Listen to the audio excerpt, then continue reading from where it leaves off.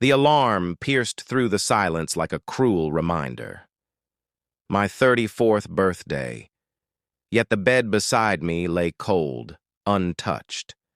No message, no note, no sign of Matthew. Just absence. He'd promised, his lips brushing my forehead only last week, that he'd call first thing, no matter how busy the meetings in Lake Como. But 7 o'clock slipped by, then 8, then 9. My phone sat still on the nightstand, silent as stone. The children's voices echoed through the house, sharp. Against my hollow quiet, Andrew's excitement about pancakes, Ella's sticky-cheeked laughter. Their joy only twisted the knife deeper. "Mommy, when's Daddy calling?" she asked, her maple-smeared smile innocent. I lied smoothly, the way survival sometimes demands. "Soon, sweetheart. He's just busy." When the house fell quiet again, the weight pressed harder. By 11, I gave in and dialed. The international tone pulsed, steady and mocking. Once, twice. On the third ring, he answered. "Hey." Matthew's voice, light, casual. Music thrummed in the background, the clinking of glasses, the laughter of strangers. Not a boardroom, not a business trip. "It's my birthday," I whispered, the words sharp as broken glass. He laughed, not guilty laughter, carefree. "Right. Sorry. Lost track of time." Then a giggle, too close to the phone, unmistakably female. My heart froze. "Sounds intense," I said, gripping my phone so tightly my knuckles ached. Before I could demand more, her voice broke through the static. Slurred, familiar, impossible. Alexandra, my sister, the same sister who'd held my hand during childbirth, who'd stood at my side on my wedding day, who'd told me she was in Seattle this week. "Is that Alex?" My voice was eerily calm, rustling. A pause. Then Matthew chuckled as if it were nothing. "Yeah, crazy coincidence. Running into her here." And then, clear as a knife slicing through flesh, "Hey, sis, happy birthday. Surprise." Her voice dripped with false cheer, laced with alcohol and something darker. I pressed, demanded how long. A beat of silence. Then her cruel laugh, foreign, jagged. "Almost a year. He's divorcing you, upgrading. You've really let yourself go since Ella was born." The phone slipped from my hand, shattering against the tiles, just as something inside me shattered too. I didn't pick it up, didn't scream, didn't weep. Instead, I sat in silence at the kitchen island Matthew and I once picked together, the weight of betrayal coiling in my chest. When I finally retrieved the phone, I blocked them both. Let them wonder. Let them rot. They would not see me break. The day crawled by in a blur of mechanical motions. School runs, homework checks, the baking of my own birthday cake. I wore my mask well. When Andrew asked if Daddy would call tomorrow, I lied again. But later, when the children were tucked safely in bed, I opened the closet door to ghosts. Hidden behind winter coats sat a forgotten box. Inside, the life I'd abandoned. Photo albums, my college graduation, my first teaching post, hikes with friends, volunteering, laughter that reached my eyes. A younger me, whole, radiant, unstoppable. Before Matthew's promises, before sacrifice became survival. As I flipped through the pages, the ache in my chest deepened, but so did something else. A spark. That woman in the photographs. She still lived inside me. The night stretched on, sleepless, restless. By dawn, I could no longer sit still. Wrapped in my robe, I crept to the one place Matthew had always forbidden, his office. It was immaculate, sterile. No photos of the children, no trace of me. Only awards, papers, and a single staged picture of Matthew shaking hands with a local mayor. I began searching, pulling open drawers, flipping through files. Most were routine, contracts, correspondence, but then I found it. A thick folder. Project Apex.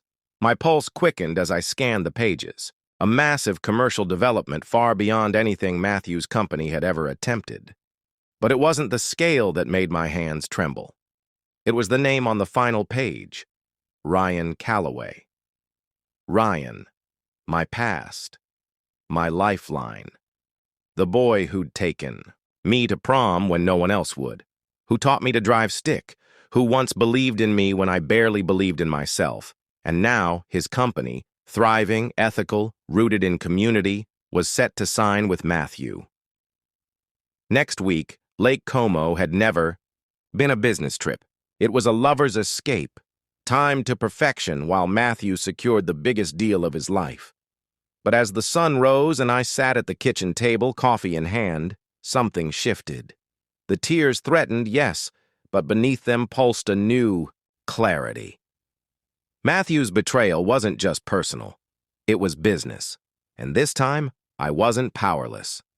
My finger hovered over Ryan's contact page, the cursor blinking like a heartbeat. Not yet, not desperation, not begging. But something was changing in me. For the first time in years, I wasn't just Lily, the wife, the mother, the forgotten. I was Lily Morrison again. And I wasn't done. The more I studied Matthew's proposal, the more it unsettled me.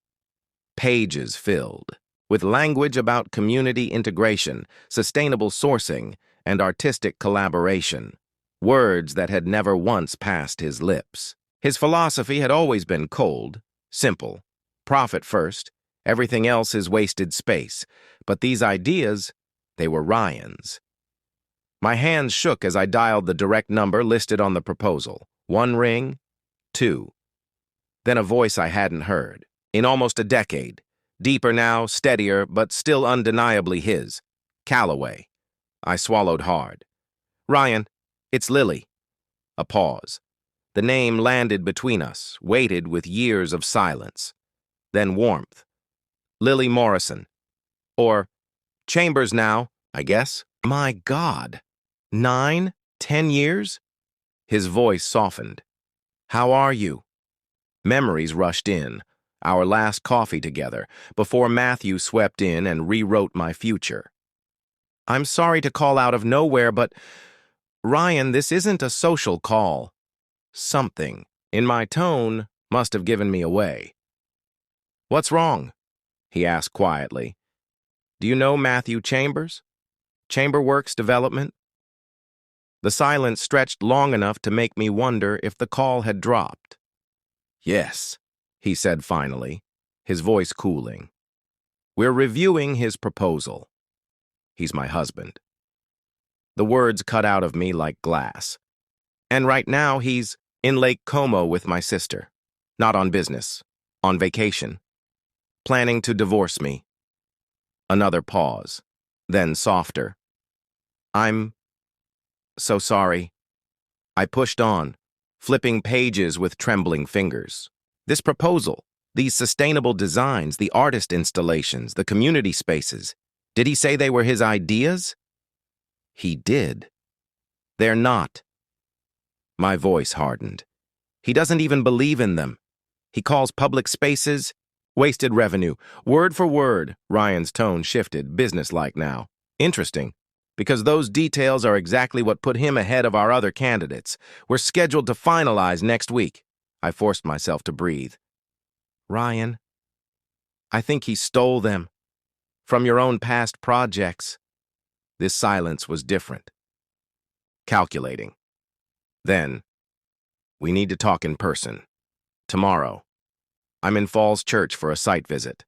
There's a cafe on Main Street. Roasted. Bring the proposal. Bring your kids if you have to. But come. When I hung up, I noticed something startling. My hands had stopped shaking. For the first time since the birthday call, I felt more than betrayal. I felt purpose. That purpose carried me through the next day. After dropping Andrew and Ella, at school I went straight to the bank. I'd like to review all joint accounts and safe deposit access, I told the banker firmly. She recognized the request and perhaps the situation. An hour later, I walked out with a file thick with evidence, statements, transfers, logs. Matthew had been siphoning money for months, small amounts at a time, preparing his escape. Next came Patricia Miller, the divorce attorney the banker whispered about as I left. Patricia's eyes were sharp, her handshake steady. I told her everything: my birthday, my sister, the fraudulent proposal, the bank accounts. She listened, then nodded. Classic pre-divorce behavior, she said matter-of-factly. And while your name isn't on the business, your contributions as a homemaking spouse entitle you to a share of its value. Virginia law is clear on that.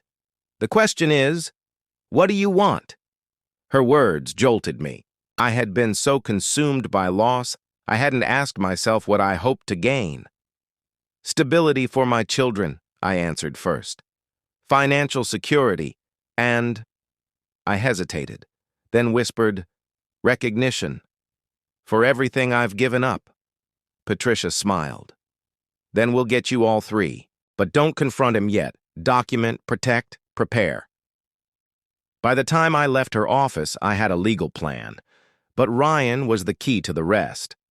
At Roasted the next day, I slid into a quiet booth across from him while my children sipped cocoa nearby. Ryan flipped through Matthew's proposal, his expression darkening. These aren't just inspired by our projects, he said grimly. They're lifted. Whole passages, sketches, word for word. I recognize them. We published some in Urban Development Quarterly last year. He subscribes. We locked eyes. The truth was undeniable. Matthew wasn't just unfaithful, he was a fraud. I need to cancel this deal, Ryan said firmly. But more than that, we need to expose him. We? The word caught me. He studied me, then smiled faintly. I always wondered what became of the Lily Morrison I knew, the one who wanted to change the world, one classroom at a time. I think I'm starting to see her again. I glanced at Andrew and Ella, their laughter rising, from the next table. She got lost, I admitted softly. But maybe she's finding her way back. Ryan leaned forward. Our headquarters is in Monaco. I'll be there next week. If Matthew wants to salvage this deal, he'll follow, away from his safety net, away from his allies. And if his wife and children are there too? I finished, his thought. He'll panic. For the first time, I felt the pieces click together. Not just survival, strategy. That night, after tucking the kids in, I stared at my reflection. For years, I'd seen only Matthew's version of me. My hair long because he liked it, my clothes chosen for his tastes, my ambitions shrunk to fit his shadow. On impulse, I grabbed the scissors. Snip, snip. A shoulder-length bob stared back, at me, sharp and defiant, a woman reborn. The next days blurred into quiet preparation. I opened my own bank account. Copied the children's medical records, birth certificates, passports. Each action was a stitch in the safety net I was weaving. Meanwhile, Ryan played his part. He's called me 6 times, he said on the phone, almost amused. I told him we might reconsider if he met me in Monaco. He booked his flight immediately. First class. For once I smiled. Let him come. This time, the stage would not be his. I booked our flights myself. No first-class indulgence, just seats that would cradle us through the children's very first international trip. As I folded their clothes into the suitcase, I felt something new stirring inside me. Not fear, not dread. A calm determination, as if every zipper and buckle was fastening together the fragments of the life I was reclaiming. A life Matthew had smothered with his demands and lies. Are we really going to Europe, Mom? Andrew's eyes were wide, his hands clutching the stack of books I'd tucked into his bag. Yes, sweetheart, I whispered, brushing his hair back. And it's the beginning of something new. For all of us. The flight blurred past in a haze of cartoons on the tiny screens, Andrew's endless questions about castles and oceans, and Ella's small head nestled against my shoulder. When the plane descended into the Mediterranean light of Nice, the golden sunrise spilled across the tarmac like a painting. After the storm we'd endured, it felt unreal, too bright, too hopeful. Is that the ocean? Ella pressed her face to the taxi's window, breath fogging the glass. It's the Mediterranean Sea, I told her, the words catching in my throat. For the first time in years, I allowed myself to feel the quiet flutter of anticipation. Matthew had always claimed international trips weren't practical with family, and so he'd kept Europe for himself, his private stage, his secret world. But now, it was ours. Our hotel in Monaco overlooked the harbor, its balcony offering a view of yachts bobbing like jewels in the sunlight. To anyone else, it was modest. To me, it was freedom. The children ran outside, squealing as they argued over which boat was a super yacht. They're adjusting, Ryan murmured, joining me at the railing. Children are resilient, I answered, though unease knotted in my stomach. I had told them we were helping with Daddy's business trip, that this was a special adventure. But soon, they would learn the truth. Ryan's headquarters gleamed against Monte Carlo's skyline, steel and glass rising above the sea. While the children played under the watchful eyes of hotel staff, Ryan and I walked into the building's lobby, its walls of glass reflecting the city back at us. "Are you ready for this?" he asked. I smoothed the fabric of my navy blue dress, professional, commanding, a shield I'd chosen with care. As ready as I'll ever be. We timed it perfectly. Matthew believed he had a 2 p.m. meeting to save his deal. By 1:30, Ryan's legal team and executives were already assembled, evidence stacked neatly on the polished conference table. "We have enough proof of plagiarism to terminate immediately," Ryan's counsel confirmed. "Multiple instances, across several projects." I sat hidden behind a column, heart pounding as Matthew appeared on the security feed. He was early, pacing in the lobby like a man rehearsing lies. Showtime. When he entered, his smile faltered at the sight of so many faces. He expected intimacy, a chance to charm his way out. Instead, Ryan's cool greeting and refusal to shake his hand left him adrift. The folder slid across the table. Side-by-side comparisons of Matthew's proposals against existing projects, identical phrases, copied strategies, his face drained of color. "There must be some mistake," he stammered. "No mistake." My voice cut through the room as I stepped into his line of sight. His eyes widened, as if I'd risen from the ashes of his carefully constructed world. "I found every source you stole from," I continued. "In your office, in your notes, in your own handwriting." The silence was thick. For a moment, shock consumed him. Then calculation. "You don't understand," he said, forcing a laugh. "My wife has been unstable." "Save it," Ryan snapped. "We've verified everything. The deal is dead. Legal action is on the table." Matthew's mask cracked, his voice rising with desperation. "You can't do this. Millions are on the line, just like you stole years of my life." I cut in, my words sharper than glass. By the time the meeting ended, Matthew's signature trembled across the termination papers. Rage simmered in his eyes, his jaw tight with disbelief. When the executives filed out, leaving the three of us alone, his voice broke with venom. "So this is it? Punishing me because I fell for someone else?" "Your sister," I corrected softly. "And no, this isn't punishment. It's consequence." Before he could spit another lie, I reached for my phone. "One more thing." Ryan moved to my side as we posed against the glass wall, Monaco's harbor glittering behind us. I stood tall, calm, unbroken, the woman I once thought lost now, staring back through the lens. The camera clicked. Matthew's fury twisted his face, but I pressed send anyway. A single photo, paired with a single message, "Thought you should know where I am." The children send their love. Later, as we wandered the Oceanographic Museum with Andrew and Ella, my phone buzzed ceaselessly in my purse. Missed calls, desperate texts, Matthew's panic spilling across the screen. "Are you going to answer?" Ryan asked quietly.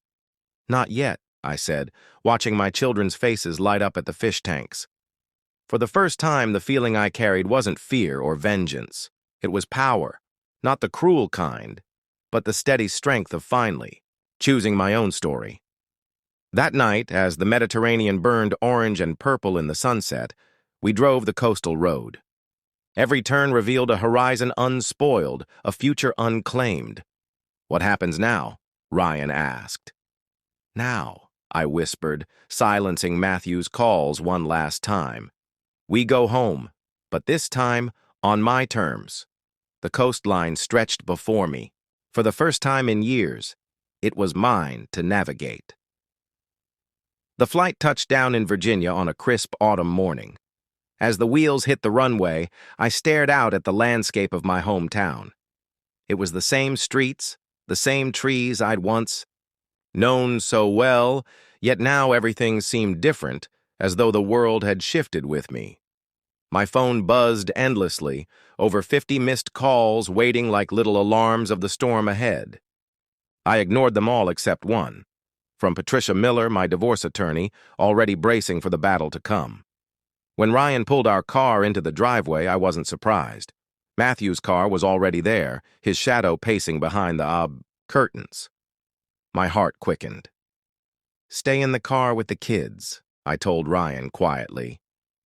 "If things turn ugly, I'll call you."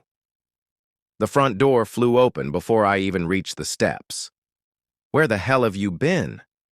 Matthew's voice cut through the cool morning air. Neighbors across the street froze, their gardening tools suspended midair. His face shifted, lowering his voice to a venomous hiss. "You took our children to another country without permission. Do you have any idea the legal trouble you're in?" I walked past him, calm but deliberate. "All the documentation is in order.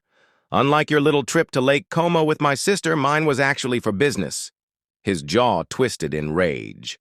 "I've spoken to my lawyer. Taking the children internationally without my consent is—" "Oh, you did give consent." I pulled out my phone and showed him the text he'd long forgotten. "Fine with me if you want to take a trip with the kids this year. Just let me know. When?" Vague, perhaps, but legally sound. Patricia had confirmed it. 3 weeks later, we faced each other in court. Matthew had brought Brandon Ellis, a cutthroat attorney who thrived on intimidation. Across the polished wood table, it felt like an ocean separated us. "Your Honor," Brandon began, his voice sharp, "Mrs. Chambers absconded with the children to Monaco without proper notification, demonstrating instability and reckless judgment." Patricia rose, composed and precise. She laid out the records of my attempts to keep Matthew informed, proof the children had maintained their studies, and finally, the recording of his drunken call from Italy, where he'd laughed about being with my sister. The judge's expression tightened. As hearings dragged on, Matthew's claims grew desperate. He painted me as financially irresponsible, until Patricia displayed my meticulous accounting records. He argued I was unstable, until the court-appointed counselor testified to my steady presence and strength for the children. Worst of all, he tried to use Andrew and Ella against me. One night, Andrew whispered with fear in his eyes, "Daddy says the judge might make us move away from you." I gathered them both into my arms. "Your dad is scared, sweetheart, and scared people say things they don't mean. But this I promise, you will always have me. No judge can ever change that." While lawyers traded blows, I began quietly rebuilding my life. Coffee with Jennifer, a colleague I hadn't seen in years, lunch with Mark and Diane, neighbors Matthew had dismissed as not our kind of people, and finally, the hardest step, visiting my parents. My mother's arms trembled as she hugged me. "We should have tried harder to reach you," she whispered. My father simply said, "You've always been stronger than you know." 6 months after Monaco, the divorce was final. Matthew's empire had cracked under its own lies. Business deals evaporated, whispers of scandal following him everywhere. The settlement was better than I'd imagined. Full custody of Andrew and Ella, the family home, half the assets, and recognition of my years of unseen work in his business. When the judge signed the papers, Matthew refused to meet my eyes. His sister, once my betrayer, was absent, their secret implosion now public. On the courthouse steps, he finally looked at me. "I didn't think you had it in you," he muttered. "That was always your mistake," I answered. A week later, my kitchen table, was covered in college brochures. Ella laughed as she pushed one forward. "This one has pictures of classrooms, Mommy. It's perfect for you." Andrew read aloud from another. "Hudson has an accelerated program for people who already have credits. That's you, right?" The doorbell rang. Ryan stood there holding a small gift bag. Inside was a leather-bound planner embossed with my maiden name, Morrison. "For your new schedule," he said softly. Later, after the kids were asleep, we sat outside with tea, discussing my decision to pursue teaching again. Ryan smiled. "In 2 years, you'll be back in the classroom." I exhaled, the night air cool on my skin. "It's terrifying and exhilarating." "Not starting over," he corrected gently, "continuing from where you left off." As the wind carried the scent of the garden I'd planted with my own hands, I realized the truth. My world had shattered, yes, but from the pieces I had built something stronger. I hadn't just lost a husband. I had finally found myself.